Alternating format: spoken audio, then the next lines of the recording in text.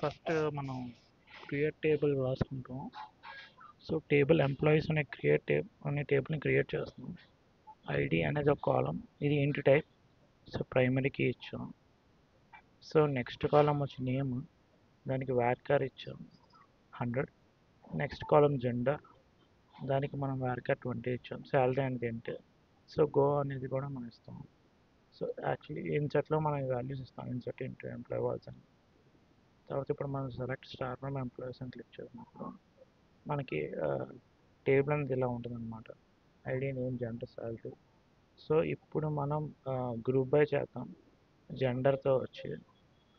So జెండర్తో వచ్చినప్పుడు మనకి ఏమో రూల్స్ ఏంటంటే, ఫస్ట్ మనం ఏదైతే న్యూమరికల్ ఇంటిజర్ టైప్ ఆఫ్ కాలం ఉంటుందో, దీన్ని మనకి సమ్ కానీ కౌంట్ కానీ యావరేజ్ కానీ ఇట్లా రాయాలి. ఒకవేళ ఈ నాన్ న్యూమరికల్ ఏదైతే ఉంటుందో అది గ్రూప్ బైలో ఉండాలన్నమాట. సో ఇక్కడ జెండర్ అనేది గ్రూప్ బైలో ఉంది, సో ఇది అవుతుంది. నెక్స్ట్ మనం count of star as gender count అని ఇచ్చాం.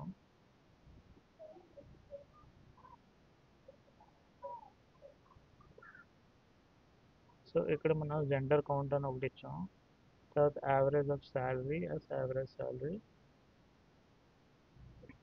తర్వాత average salary of minimum salary అనమాట. అంటే మినిమం శాలరీ అనేది ఒక కాలం క్రియేట్ చేస్తున్నాం, మ్యాక్సిమం శాలరీ అనేది ఒకటి క్రియేట్ చేస్తున్నాం, యావరేజ్ శాలరీ అనేది ఒకటి క్రియేట్ చేస్తాం. ఇక్కడ కౌంట్ ఆఫ్ స్టార్ అనేది ఒకటి క్రియేట్ చేస్తాం, దాని పేరు జెండర్ కౌంట్ అని ఇచ్చాం. సో ఇప్పుడు మనం ఇది ఎగ్జిక్యూట్ చేస్తే గ్రూప్ బై జెండర్ కాబట్టి జెండర్ ప్రకారంగా గ్రూప్ బై అవుతుంది. అంటే మేలు ఫిమేల్ అని చెప్పి గ్రూప్ బై అవుతుంది. ఎగ్జిక్యూట్ చేస్తే మేలు ఫిమేల్ జెండర్ కౌంట్ అంత. ఇది మేల్ ఎన్ని ఉన్నాయంటే 6 ఉన్నాయి, ఫీమేల్ ఉన్నాయంటే 4 ఉన్నాయి. యావరేజ్ శాలరీ వచ్చేది, మినిమం శాలరీ వచ్చేది, మ్యాక్సిమం శాలరీ వచ్చేది, అలా గ్రూప్ బై అయింది అనమాట.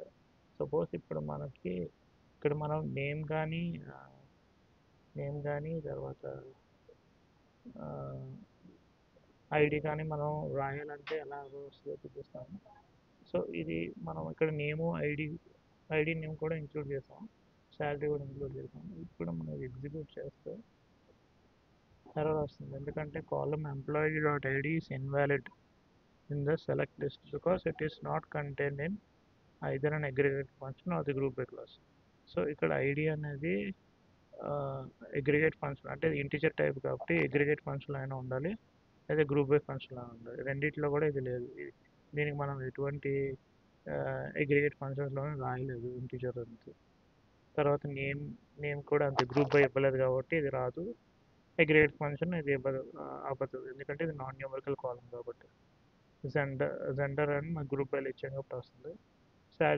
శాలరీ న్యూమరికల్ కాలం అయినా దాని అగ్రిగేట్ ఫంక్షన్లో మనం రాయలేదు కాబట్టి రాలేదన్నమాట. సో ఇప్పుడు మనం వచ్చి దీన్ని మనం రెక్టిఫై చేయడానికి ఓవర్ క్లాస్ నుంచి వాడతాం అన్నమాట. So select ID, name, gender, salary ఈ 4 ఇస్తాం. ఇప్పుడు పార్టీషన్స్ క్రియేట్ చేస్తాం అన్నమాట. జెండర్కి జెండర్ మీద అంటే కౌంట్ ఆఫ్ జెండర్, ఈ జెండర్ అనేది ఈ count of gender partition by gender మీద కౌంట్ అవుతుంది. తర్వాత ఇది కూడా అంతే, శాలరీ యావరేజ్ అనేది జెండర్ మీద పార్టీషన్ అనేది అవుతుంది అనమాట. అట్లా ఇది సపరేట్గా పార్టీషన్స్ క్రియేట్ చేస్తుంది.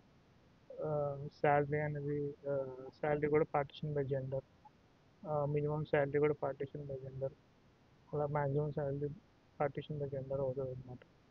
అప్పుడు మనం ఎగ్జిక్యూట్ చేస్తే ఇప్పుడు మనకు కావాల్సింది ఇప్పుడు మనకి ఇందులో వస్తుంది అనమాట. ఎగ్జిక్యూట్ అంటే ఈ ఇక్కడ మేల్ అనేది, సో ఇది ఆర్డర్ బై ఐడి ఇచ్చాం. సో ఆర్డర్ బై ఐడి తీసి చూద్దాం ఎగ్జాక్ట్గా ఎలా వస్తుందో చూద్దాం. సో ఇక్కడ చూస్తాం మనకి ఫిమేల్ అంతా ఒక పార్టీషన్ వచ్చింది, తర్వాత మేల్ అంతా ఒక పార్టీషన్ వచ్చింది. మనకి పార్టీషన్ బై జెండర్ వచ్చింది కాబట్టి ఇక్కడ ఇక్కడ ఫిమేల్ నేమ్స్ ఏమున్నాయి ఫస్ట్ వచ్చేస్తాయి, తర్వాత మేల్ నేమ్స్ ఏమున్నాయి అని సెకండ్ వస్తాయి అన్నమాట. సో 4 ఫిమేల్ నేమ్స్ ఉన్నాయి కాబట్టి 1 2 3 4 ఇవన్నీ 4 ఫిమేల్స్. ఇక్కడ 6 మేల్స్ ఉన్నాయి, 1 2 3 4 5 6. సో యావరేజ్ శాలరీ వస్తుంది, మినిమం శాలరీ, మ్యాక్సిమం శాలరీ. దాంతోపాటు ఐడి నేమ్ వచ్చింది, ఐడి వచ్చింది, నేమ్ వచ్చింది, జెండర్ గ్రూప్ బై ఉంది కాబట్టి ఇంతకు ముందు నుంచి ఉన్నాయి ఎక్స్ట్రా కాలమ్స్ వచ్చి ఐడి నేము శాలరీ కూడా వస్తున్నాయి అన్నమాట.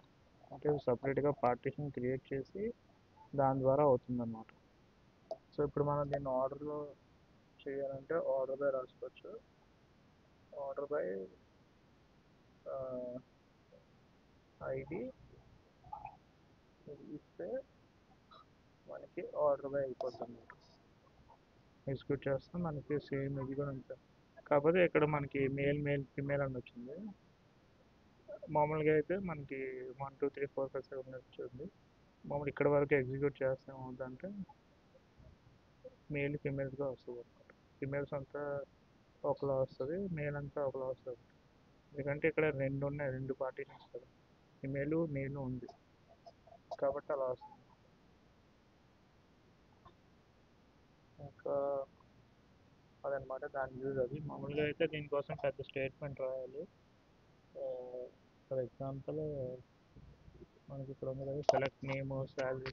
ఇప్పుడు ఫస్ట్ మనం ఏదైతే ఇందాక రాసామో ఆ టేబుల్, ఎంప్లాయీస్ టేబుల్ రాసాం కదా, దానికి మళ్ళీ ఇన్నర్ జాయిన్ చేయాలి. ఇన్నర్ జాయిన్ చేసి మళ్ళీ ఈ టేబుల్స్ని ఇన్నర్ జాయిన్ చేస్తే అప్పుడు మనకి అవుట్పుట్ వస్తుంది. దానికి బదులుగా సింపుల్గా ఇలా చేసేయచ్చు అనమాట. దీని యొక్క యూజ్ ఇది పార్టిషన్గా.